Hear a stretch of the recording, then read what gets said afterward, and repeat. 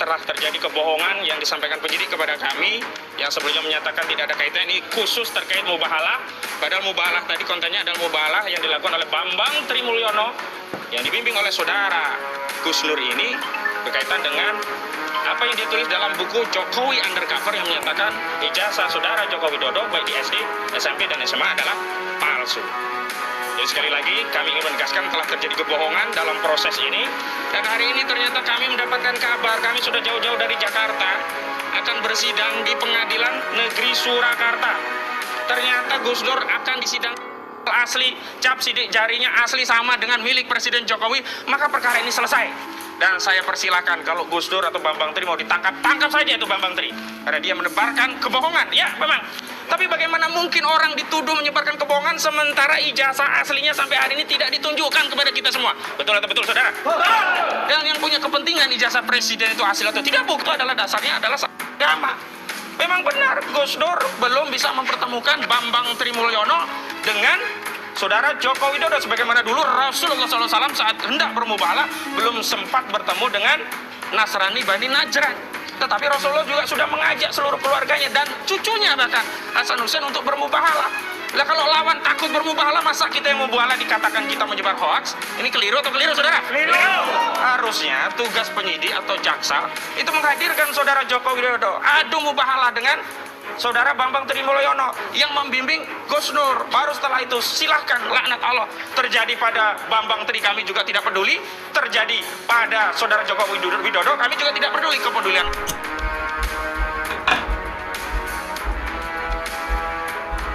Orang tadi namanya Ahmad Qazimuddin kalau nggak salah ya. Ia sering ditunjuk menjadi pengacara pada kasus yang dialami para kelompok kadrun pembenci pemerintah maupun para pengasong khilafah. Kalau melihat tuntutannya seperti itu malah jadi ngakak lihatnya. Ia membuat perbandingan Kanjeng Nabi belum pernah bertemu orang Nasrani yang akan diajak mubahalah.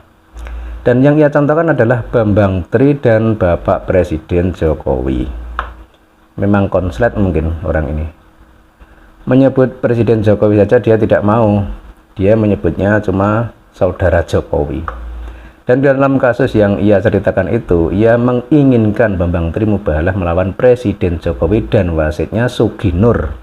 Aduh, kalau misal yang diadu mubahalah itu sesama presiden sih, meski tidak bermutu tapi masih agak masuk akal.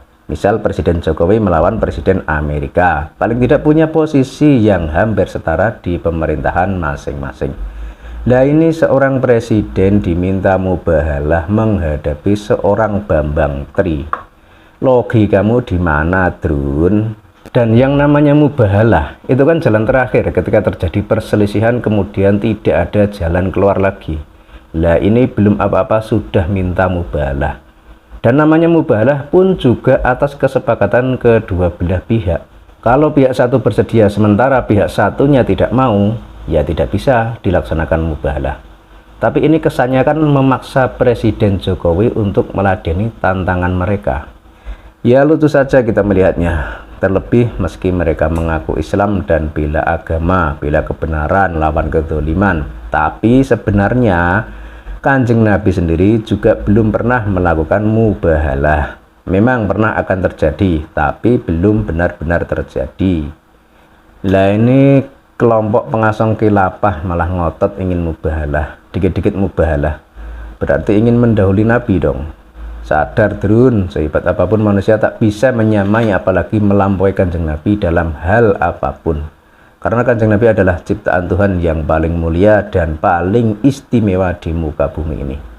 Kita kembali ke soal ijazah Presiden Jokowi yang mereka permasalahkan itu yang katanya palsu.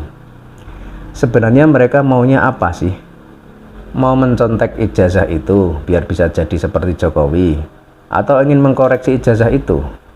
Jokowi sudah jadi presiden dan sudah hampir selesai masa jabatannya, Drun. Kok kamu masih mengungkit-ungkit ijazahnya? Logikamu di mana, Drun? Sebenarnya orang-orang seperti ini memang tidak perlu diladeni ya, cuma rugi dan capek saja. Tak ada manfaatnya, karena yang dipikirkan mereka adalah hal-hal sepele dan bersifat pribadi. tidak memikirkan hal besar yang menyangkut umat Islam atau menyangkut kesejahteraan rakyat atau memikirkan kemajuan bangsa dan negara. Tidak. Mereka hanya sibuk mengurusi hal-hal remeh. Kalau misal cara berpikir rakyat Indonesia seperti ini terus, bagaimana mau maju dan berkembang bangsa ini? Tapi kelihatannya yang punya pemikiran seperti itu cuma kelompok-kelompok itu saja dan para kroni-kroninya. Dan ternyata kelompok ini juga kedapatan menjadi sebagai salah satu pendukung Anies Baswedan maju menjadi Capres 2024. Lah mau jadi apa Indonesia nanti? Bisa-bisa tidak maju ke depan tapi malah mundur jauh ke belakang. Naik kendaraan kuda, mobil dianggap bid'ah, menjadi negara khilafah, senjata pakai tombak dan panah. Ya mungkin cuma sampai di hal-hal seperti itu saja yang mereka bahas. Kalau saya pribadi sih jangan pernah dukung calon presiden yang didukung oleh kelompok ini, karena ini menyangkut masa depan anak cucu kita bro, menyangkut masa depan bangsa dan negara kesatuan Republik Indonesia tercinta, menyangkut masa depan generasi penerus bangsa. Kesimpulannya bagaimana? Pilih saja calon presiden yang tidak didukung oleh kelompok-kelompok yang suka membuat gaduh dengan atas nama agama.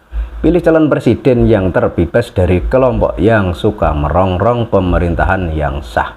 Pilih calon presiden yang terbebas dari kelompok yang punya hobi demo dan hobi mengecam pemerintah. Siapa dia? Ya terserah Anda, tentukan sendiri pilihan Anda. Karena pemilu itu langsung, umum, bebas, dan rahasia. Sekian dari saya dan terima kasih.